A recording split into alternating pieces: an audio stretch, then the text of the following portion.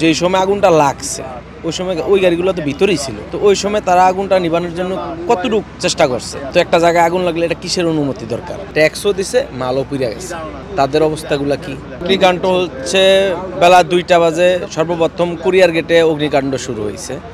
তো কুরিয়ার গেটের থেকে 2 নাম্বার গেট 1 নাম্বার গেট, মানে 10-15-20 মিনিটের ভিতরে আগুনটা খুব তাড়াতাড়ি ছড়িয়ে গেল। তো ফায়ার সার্ভিস ঠিক টাইম মতো আসে নাই, ঠিক টাইম মতো যে গাড়িগুলো আসছে ওগুলার ঢুকতে দেওয়া হয় নাই, বলছে অনুমতি লাগবে, এটা আমরা শুনছি। তো একটা জায়গায় আগুন লাগলে এটা কিসের অনুমতি দরকার? এটা আমার প্রশ্ন, কেন এই অনুমতি নিতে হবে?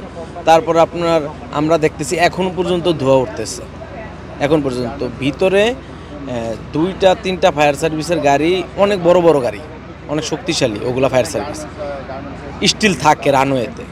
তো যেই সময় আগুনটা লাগছে ওই সময় ওই গাড়িগুলো তো ভিতরেই ছিল, তো ওই সময় তারা আগুনটা নিবানোর জন্য কতটুকু চেষ্টা করছে, এটাও আমার প্রশ্ন। তারপর হচ্ছে মানুষের হাজার হাজার কোটি টাকার মাল এইভাবে যে পুড়ে গেল।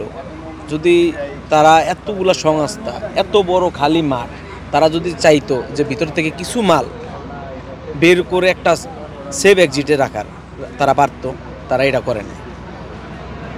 ভালো ভালো মানুষগুলা আপনার ট্যাক্সও দিয়ে লিছে যে রবিবার দিন সকালে মালগুলা বের করবে, ট্যাক্স দেওয়া, ট্যাক্সও দিছে, মালও পুড়ে গেছে, তাদের অবস্থাগুলা কি?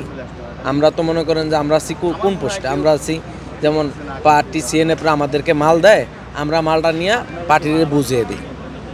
পার্টিরে আমরা মেডিকেল ইকুইপমেন্ট মালগুলো আমরা কেয়ারিং করি, মোবাইলের পার্টসগুলো কেয়ারিং করি, সব পুড়ে গেছে 3 নাম্বার গেট থেকে 1 নাম্বার গেট পর্যন্ত।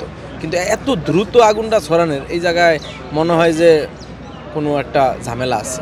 এত দ্রুত আগুন ছড়ানোর কথা না। এই জায়গায় হাজার হাজার কোটি টাকার মাল, হাজার হাজার কোটি টাকার মাল পড়ছে।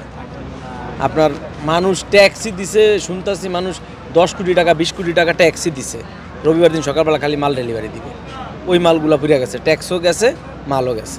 এটা পরিকল্পিতভাবে নাও হইতে পারে, যেমন ইলেকট্রিক যদি সমস্যা থাকে ইলেকট্রিসিটিতে, তাহলে এত দ্রুত আগুন ছড়াবে, আর পরিকল্পিত হলে এত দ্রুত আগুন ছড়াবে। কিন্তু এছাড়া আর কোনো আমি অপশন দেখতেছি, কেউ যদি পেট্রোল দিয়ে লাগিয়ে দেয় এত দ্রুত ছড়াবে না যেভাবে ছড়াইছে আগুনটা, এত দ্রুত। আপনারা দেখছেন যে কুরিয়ার গেটের থেকে এই পর্যন্ত আগুনটা আসতে সর্বোচ্চ আধা ঘন্টা 40 মিনিট লাগছে। তাহলে ভিতরে স্টিল এত বড় বড় ফায়ার সার্ভিসের গাড়িগুলো আছে, তারা আগুনটা নিভাইতে পারে না।